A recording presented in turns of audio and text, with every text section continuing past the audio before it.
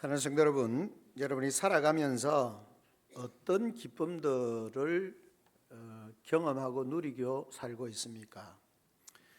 또 여러분을 기쁘게 하는 그 기쁨의 원인이 무엇입니까?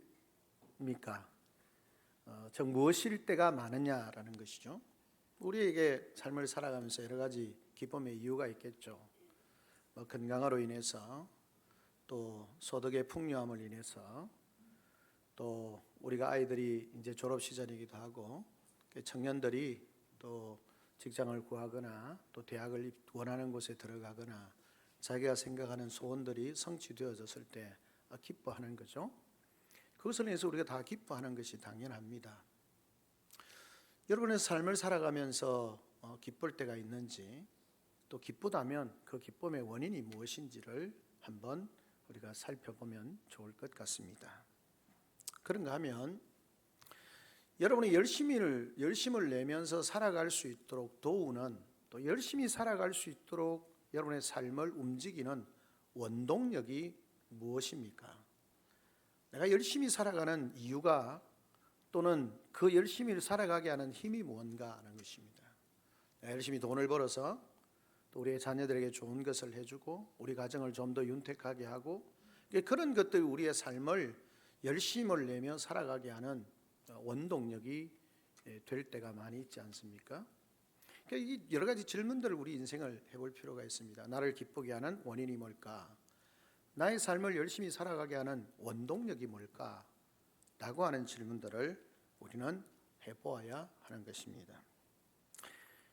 그것이 무엇인가를 분명하게 알 때에 우리의 삶의 질과 또 우리가 살아가게 하는 그 힘의 원동력이 중간에 단절되거나 아니면 그 원동력이 힘이 떨어짐으로 우리의 삶이 발전해가는, 성장해가는, 또 힘있게 나아가는 일을 멈추게 하거나 또 되돌아오게 하는 그런 삶의 모습들이 우리 모두에게 있는 것을 보게 되어집니다. 2026년을 시작했습니다. 한 달 반 정도 사셨는데 2025년의 시간보다 우리의 삶이 더 기쁨의 시간들이 많은지, 또 우리 열심히 살아가고 있는 힘의 원동력이 꺼지지 않는지, 이를 우리가 새롭게 시작하면서 하나님 앞에서 결단하고 생각했던 그 결심과 다짐들이 그 목표를 향해서 열심히 나아가고 있는지 우리의 삶을 돌아볼 필요가 있는 것이죠. 오늘 우리가 읽었던 이 느헤미야 8장 10절의 말씀은 사실은 우리가 모든 일을 행하거나 또 우리의 삶을 살아가게 하는 기쁨의 원인과 삶의 원동력이 무엇이어야 하는지를, 즉 우리의 신앙생활을 더 풍성하게 기쁘게 하고 그 기쁨이 소멸되어지지 않고 또 우리가 열심히 나아가는 힘의 그 원동력이 멈춰서지 않게 하는 그것이 무엇인지를 이 말씀을 통해서 하나님 우리에게 주신다 생각이 되어집니다. 사실 새로운 삶의 문턱이라고 할까요? 인생의 수많은 질과 고통과 그런 또 경험을 하고 하나님의 은혜를 경험하고 더 큰 하나님의 은혜의 자리로 나아가는 그 전환기에 사실은 서 있는 이스라엘 백성들에게 하나님께서 하시는 말씀입니다. 여호와로 인하여 기뻐하라. 여호와로 인하여 기뻐하는 것이 너희의 힘이다 라고 그렇게 말씀을 합니다. 그냥 이 말씀은 성경에 흔히 말하는 단순한 위로의 문장이나 말이 아닙니다. 사실 이 말씀은 무너진 삶을 다시 세우는 중요한 영적 원리이고, 우리가 앞으로 걸어가야 하는 그런 시간들에게 있어서 방향을 제시하는 하나님의 선언이라 그렇게 말할 수 있겠습니다. 우리가 무너진 삶을 회복하고 우리가 앞으로 나아가는 그 삶의 방향을 갈 수 있도록 우리에게 선포하시는 하나님의 선언이다라고 그렇게 말씀할 수 있겠습니다.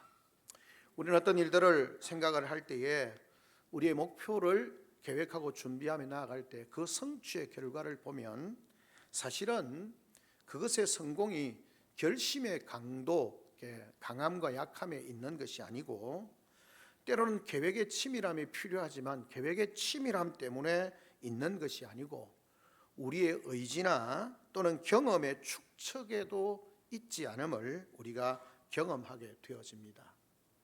그러면서 하나님께서 우리에게 말씀하고 계시는 거죠.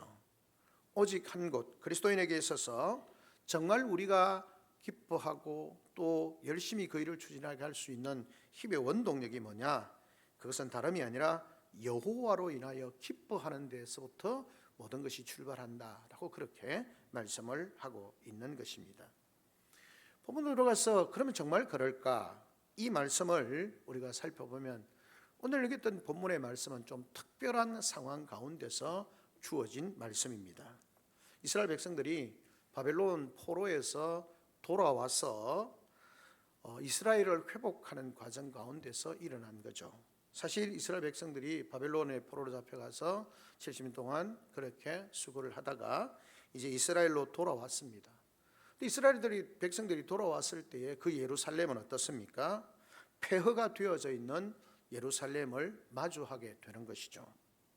성벽은 무너져 있었고 성전은 훼손되어져 있고 70년이라고 하는 그 바벨론의 포로 생활로 인하여서 자기의 정체성은 굉장히 무너져 있는 오랜 유배 생활로 인하여서 깊이 흔들리는, 그러니까 우리가 흔히 말하는 일제 36년의 세월을 지나면서 일제 문화나 그런 어떤 의식들이 잠재의식 속에 우리에게 남아있는 것처럼 70년의 포로 생활로 인하여서 그들 속에 그리스도인 하나님의 백성으로서의 자기 정체성이 굉장히 희석화되어지고 약화되어진 그런 상황이라는 것입니다.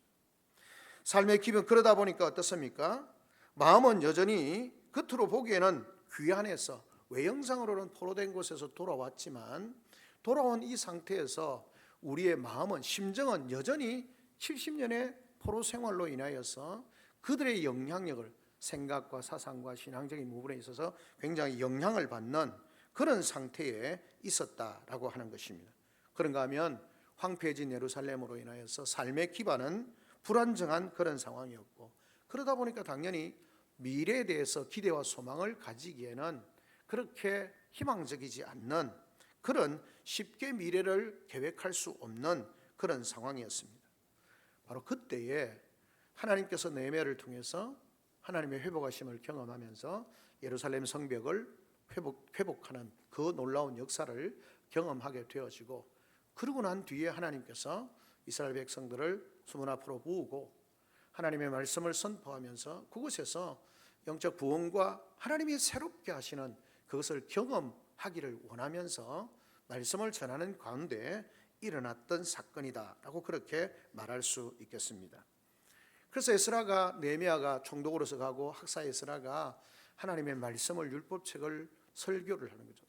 말씀을 선포하고 그것을 자세히 깨닫게 도와주었을 때 그들이 하나님의 말씀을 통해서 그 말씀이 깨달아졌을 때에 우리가 오늘 읽었던 것처럼 10절 앞부분의 9절에 보면 백성이 이 말씀을, 율법의 말씀을 듣고 다 우는지라 라고 그렇게 말씀합니다. 하나님의 말씀 앞에서 자신들이 철저하게 회개하는 거죠.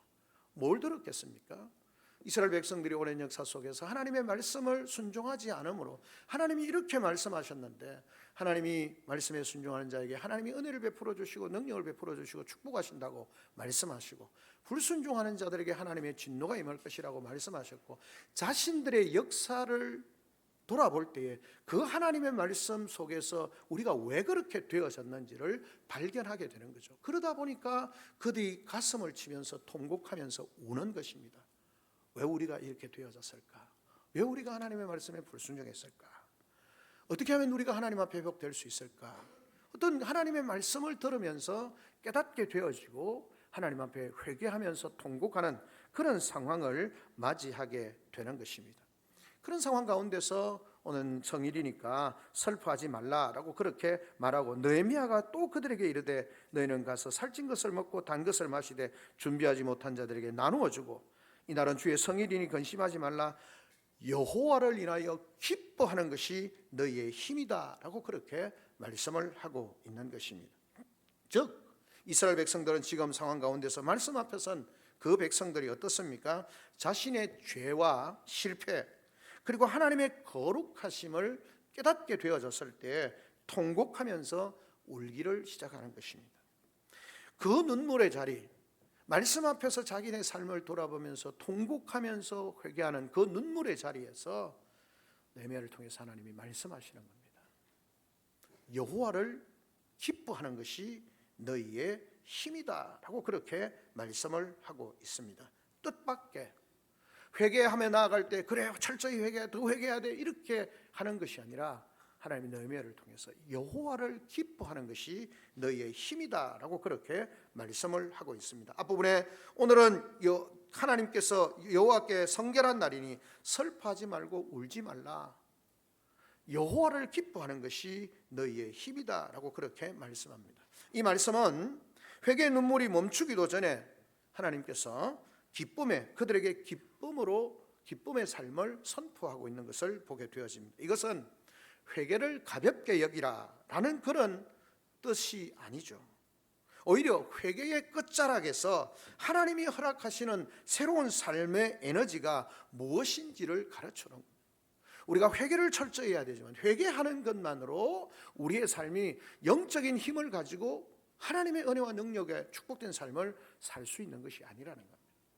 회개의 끝자락에 하나님이 느헤미야를 통해서 말씀합니다. 여호와를 기뻐하는 것이 너희의 힘이다 라고 그렇게 말씀을 하고 있는 것을 보게 되어집니다. 사실 우리의 삶을 돌아보거나 새로운 것들을 시작할 때 우리의 마음에는 여전히 뭐가 남아 있습니까? 2026년을 우리가 새롭게 시작하지만 25년을 생각해 보면, 돌아보면 감사하는 마음과 함께 아쉬움과 후회를 안고 있는 그런 모습을 보게 되어집니다. 어떤 분들은 계획하던 일들을 이루지 못한 그것으로 인해서 아픔을 품고 있는 분들도 있을 것이고, 어떤 분은 관계의 상처와 삶의 무게로 지쳐서 그것을 안고 계시는 분들도 있을 것이고, 또 어떤 분들은 나이를 더해가면서 느껴지는 연약함과 무력함 때문에 또 앞날에 대한 막연한 염려로 마음이 무거운 그런 상황 가운데 있을 수도 있습니다. 그러나 그런 것들로 인해서, 그 무거운 것들로 인해서 우리의 삶이 돌아보고 후회하고 반성한다고 우리의 삶이 더 힘있게 나아갈 수 있느냐? 그렇지 않다라는 거죠. 마치 그런 후회적인 삶을 돌아보고 있는 우리에게 동일하게 하나님 우리에게 말씀합니다. 여호와를 인하여 기뻐하는 것이 너희의 힘이다 라고 그렇게 말씀합니다. 그렇다면 여기서 말하는 기쁨은 무슨 기쁨일까요?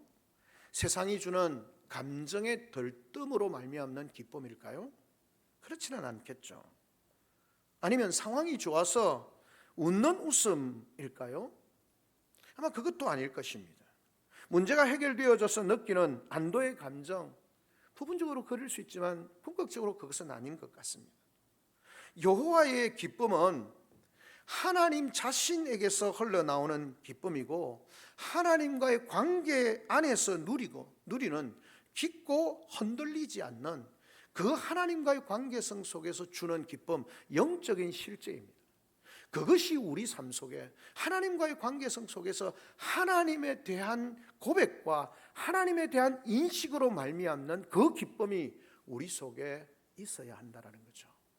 우리가 하나님을 생각할 때 천지를 지으신 하나님, 그 하나님께서 죄로 말미암아 영혼이 죽었고 대적하고 원망하고 멸망되어져야 하는 그 나를 독생하신 자 예수 그리스도를 주시면서까지 나를 사랑하시는 그 하나님으로 말미암는 기쁨, 나의 어뜸이 아니라 나의 어뜸과는 상관없이 끊임없이 나를 사랑하고 계시는, 나를 긍휼히 여기시고 나를 돌아보아 주시는 그 하나님으로 말미암는 기쁨, 그것이 우리 속에 있어야 한다는 것입니다.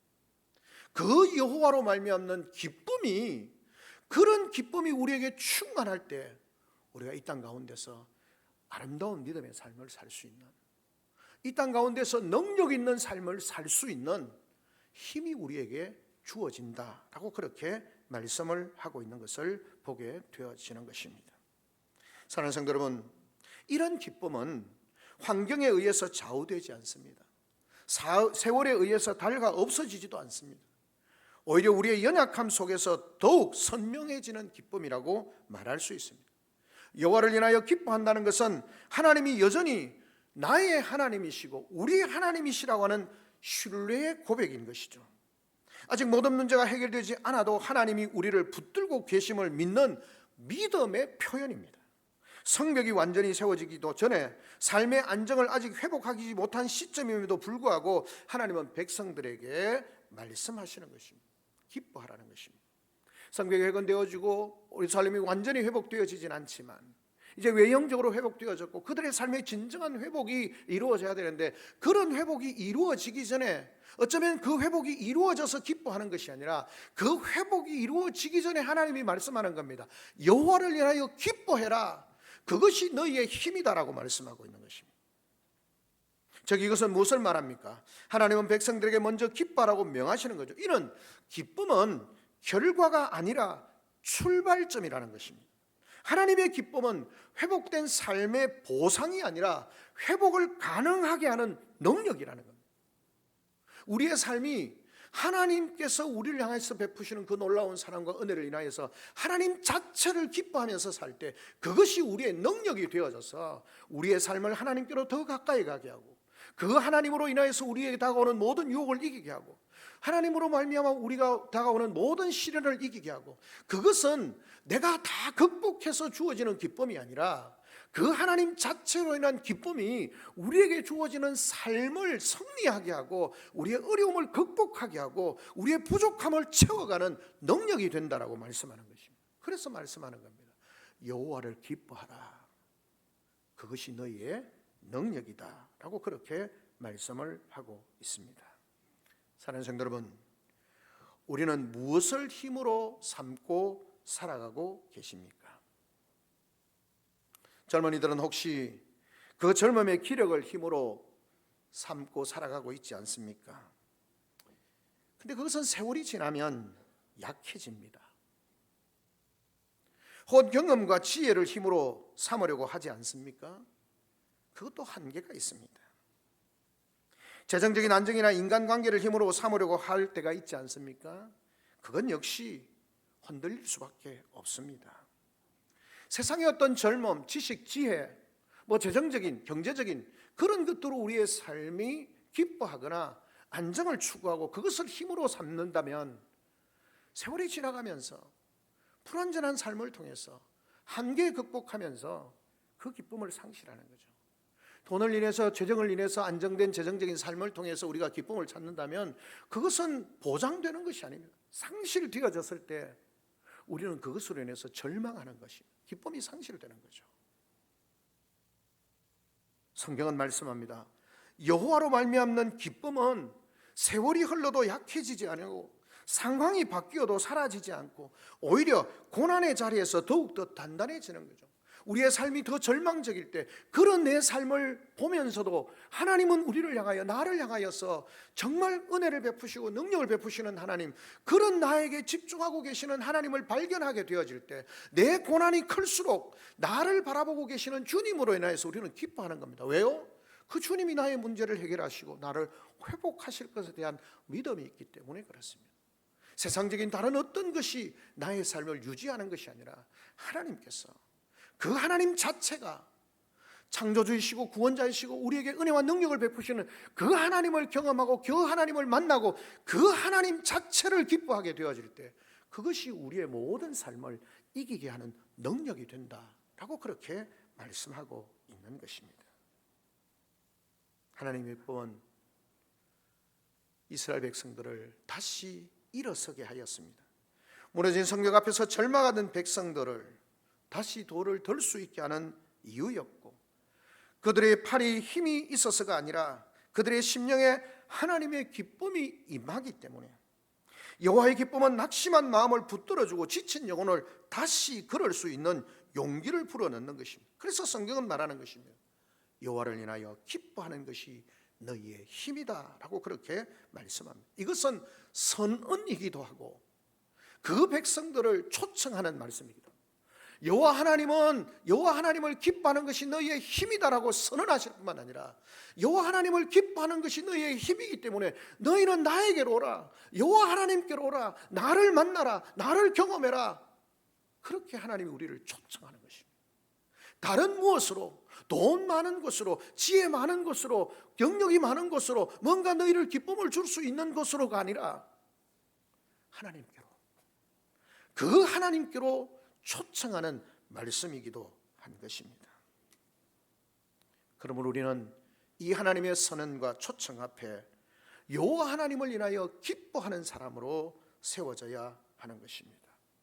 하나님은 우리의 삶에 구원받은 하나님의 백성된 성도들에게 우리에게 더 많은 짐을 지우시기보다는 더 깊은 기쁨의 자리로 우리를 부르시고 계시는 겁니다. 신앙생활에 있어서 우리는 헌신해야 되겠죠. 수고해야 되겠죠. 그런데 여러분, 그렇게 하기 전에 먼저 하나님이 우리에게 요구하시는 것이 뭐냐면 여호와 하나님을 기뻐하는 자리로 우리를 부르시는 겁니다. 초청하는 겁니다. 너희가 나를 만나라는 것입니다. 여호와를 만날 만할 때 너희는 나를 만나라는 것입니다. 그 하나님이 어떤 분이신지를 경험하라는 겁니다. 그 하나님의 무궁하신 능력, 그 하나님께서 죄인된 나를 사랑하시는 그 은혜를, 그 독생하신 자 예수 그리스도를 십자가에서 못 박기까지 나를 사랑하시는 그 하나님의 사랑과 은혜를 깨달아 알고 경험하라는 겁니다. 그것으로 인해서 하나님 자체를 기뻐하게 되어질 때 우리의 삶은 달라진다는 겁니다. 그래서 성경은 말하는 겁니다. 여호와를 기뻐하는 것이 너희의 힘이다라고 하는 것입니다. 하나님 우리에게 네가 이거 해야 돼, 이거 더 잘해야 돼, 이거 더 열심히 해야 돼, 그렇게 명령하기 전에 먼저 하나님 안에서 기뻐하라는 겁니다. 그 하나님을 만나고 그 하나님을 인해서 기뻐하라는 겁니다. 나를 사랑하시는 예수 그리스도, 십자가에 내 자신의 몸을 내어주시면서까지 나를 지독하게 사랑하시는 그 예수 그리스도를 만나라는 겁니다. 그 예수 그리스도를 경험하고 만나게 되어질 때 그분 자체로 인해서 기뻐하는 겁니다. 그러면 그 다음에 그분으로 인해서 기뻐하면, 야, 네가 예수를 위해서 죽어, 예수를 위해서 네가 손해봐, 그렇게 하지 않아도 그렇게 한다는 겁니다. 사도 바울이 예수 그리스도를 대적하고 예수 그리스도를 믿는 자를 죽이려고 했던 그가 예수 그리스도 하나님을 경험하게 되어졌을 때, 그 하나님을 인하여 기뻐하는 삶을 경험하게 되어졌을 때, 사도 바울의 고백이 그거 아닙니까? 나의 나된 것은 하나님의 은혜고 내가 그리스도를 위하여 나의 생명을 아끼는 것을 버리는 것을 조금도 아까워하지 않는다는 것. 누군가에게 사도 바울이 너는 예수를 믿기 때문에 생명을 바쳐서 예수 그리스도를 위해서 네 생명을 주는 것을 조금도 아깝게 여기지 않아야 돼, 그렇게 말하는 것이 아니라 예수 그리스도를 경험하게 되어져, 하나님을 기뻐하는 삶을 경험하게 되어졌을 때 나의 생명을 조금도 귀한 것으로 여기지 않는다라고 고백하는 겁니다. 이스라엘 백성들이 지금 그 절망과 고통 가운데서 회개의 자리에 있지만 하나님 말씀하는 겁니다. 오늘은 성일이라 여호와를 기뻐해라, 여호와를 기뻐하라 라고 그렇게 말씀하고 있는 것입니다. 그 기쁨을 품은 성도는 어떤 삶을, 어떤 상황을 경험하게 되어지든지 흔들리지 않는다는 것입니다. 그리고는 그 삶 속에서 하나님을 기뻐하며 산다라고 그렇게 말씀을 하고 있습니다. 그렇다면 하나님께서 이 여호와를 기뻐하는 것이 우리의 힘이라고 말씀하시는 이 말씀은 단순히 어떻게 보면 마음을 밝게 하라는 권면이 아닌 것을 우리가 알 수 있습니다. 하나님의 백성의 존재 방식 그 전체를 규정하는 영적인 선언인 것이죠. 이 기쁨은 인간의 내면에서 자연스럽게 솟아나는 것이 아니라, 감정이 아니라 하나님께서 당신의 백성에게 허락하신 은혜의 선물이고 말씀 안에서 발견되고 관계 속에서 길러지는 거룩한 능력이라는 겁니다. 하나님의 은혜 안에서, 선물로 받은 은혜 안에서 경험하게 되어지고 말씀 안에서 발견되어지는 그 하나님과의 관계 속에서 세워져가고 길러져가는, 축적되어져가는 거룩한 능력이라는 겁니다. 그러므로 여호와의 기쁨은 우리가 만들어내는 것이 아니라 이미 우리 속에 두신 것을 성령의 도우심과 말씀과 그런 것들을 통해서 그 하나님을, 그 예수 그리스도를 경험하는 것입니다. 그런 기뻐하는 겁니다. 그 가치를 발견하게 되어지고 그 가치를 보게 되어졌을 때 그것 자체로 기뻐하는 것입니다. 성도의 삶은 예수 그리스도 자체로, 하나님 자체로 경험하고 기뻐하는 것입니다. 저와 여러분의 삶 속에서 이런 기쁨이 있느냐는 것입니다. 성도의 삶이 기쁨이 있느냐는 겁니다. 사도 바울이 표를 통하면서 항상 기뻐하라, 쉬지 말고 기도하라, 범사에 감사하라, 항상 기뻐하라. 무슨 감사가 되겠습니까? 근데 바울은 경험한 거예요. 하나님을 기뻐하는 삶을 경험하였기 때문에 자기 속에서 이미 하나님이 두신 것을 통해서 성령의 도우심 가운데, 말씀 가운데, 기도 가운데 깨달아짐으로 그 예수 그리스도로 말미암는 기쁨, 그 자체로 말미암는 기쁨을 알았기 때문에 항상 기뻐하라는 겁니다. 우리 금옥에 사는 성도 여러분, 하나님을 기뻐하는 우리 귀한 성도들이 되시기를 주님의 이름으로 축원합니다. 그렇게 해야 이 시대 속에 우리의 믿음을 잃지 않을 뿐만 아니라 분명히 하나님이 말씀합니다.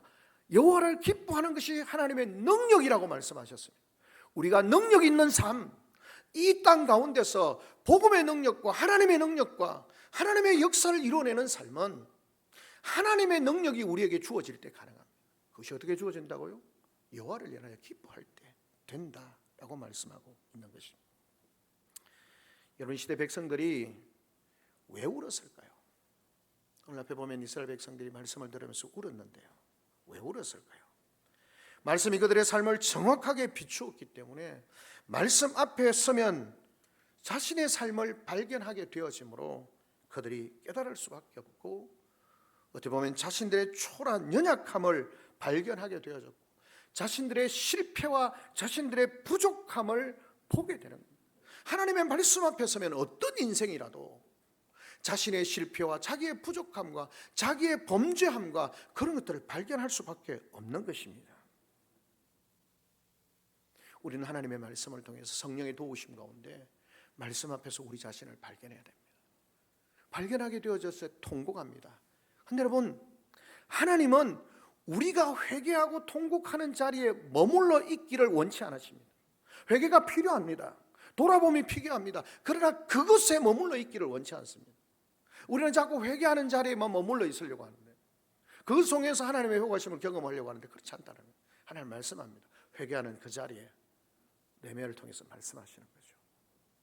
울 수밖에 없는 상황, 절망할 수밖에 없는 그 상황 가운데서 하나님이 말씀하는 겁니다. 하나님이 너희를 향하여 원하는 것은 하나님을 기뻐하는 것이고, 그 하나님을 기뻐하는 삶을 통해서 하나님의 은혜와 능력을 경험하는 삶이라는 겁니다.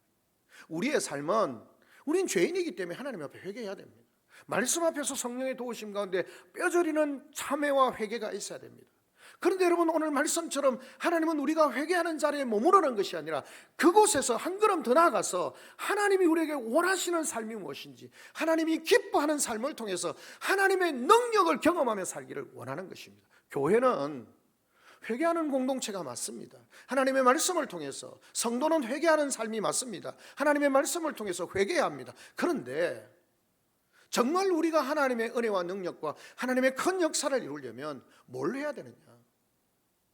하나님을 기뻐하는 삶을 경험해야 합니다. 그 기뻐함이 능력이라고 말씀하기 때문에 우리가 능력 있는 삶을 살려면 하나님을 기뻐하는 삶을 경험해야 하는 거죠. 그래야 그것이 능력이 되어지고 우리의 삶을 복되게 한다라고 하는 사실을 기억해야 하는 것입니다. 사는 성도 여러분, 우리 사람들을 만납니다. 이제 명절이 되어지면 이런 사람 만나고 저런 사람 만납니다. 친척들도 만나고 이웃들도 만나고 오랜만에 귀한 친구들도 만나고 벗들도 만나고 하겠죠. 그 속에서 우리는 뭘 나눌 건가?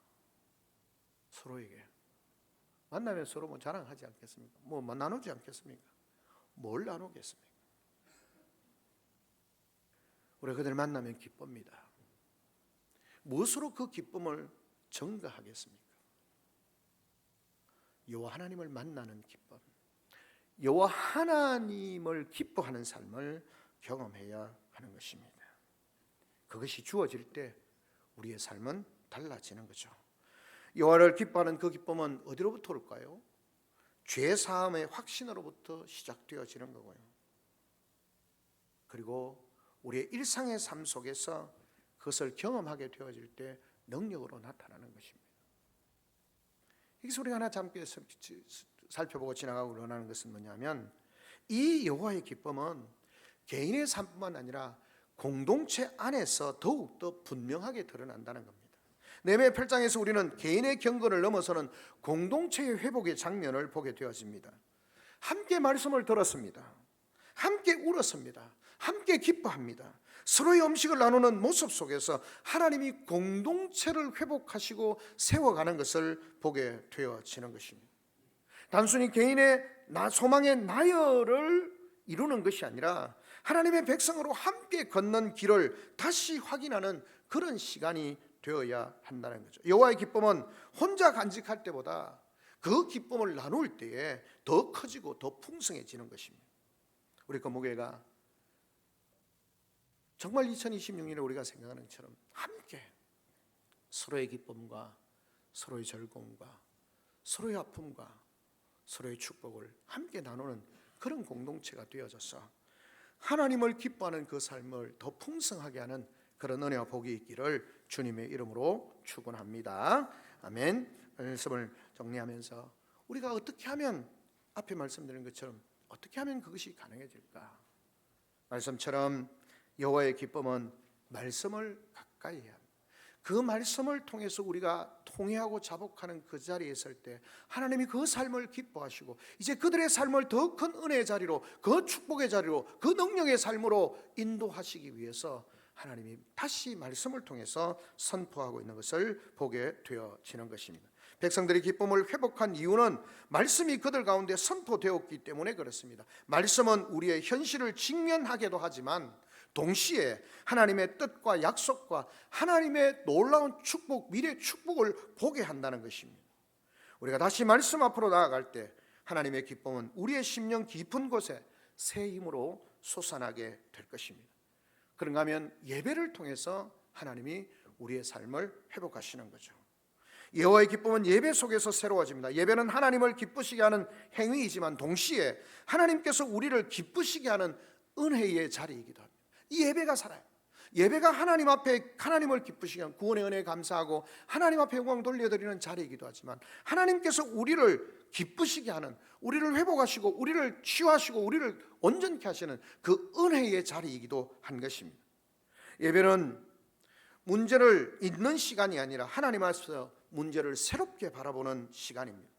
예배를 소홀히 여기지 않는 성도, 삶의 중심을 잃어버리지 않는 성도, 그러나 예배를 소홀히 하지 않는 성도는 삶의 중심을 결코 잃지 않게 된다는 사실을 기억하고 예배 삶을 통해서 우리가 하나님을 기뻐하는 자리로 나아가는 그런 복된 우리 성도들이 되어지기를 주님의 이름으로 축원합니다. 마지막으로 우리가 여호와를 기뻐하는 것이 힘이 된다는 이 말씀을 가지고 그 말씀이 결국은 힘이 되기 때문에 우리의 태도, 우리의 삶의 근본적인 모습이 변화되어져 가는 것입니다. 우리는 흔히 힘이 있어야 기뻐할 수 있다고 생각하지만 하나님은 힘이 있어서 기쁜 것이 아니라 기쁨이 먼저이고 그 기쁨이 힘이 된다라고 말씀하는 겁니다.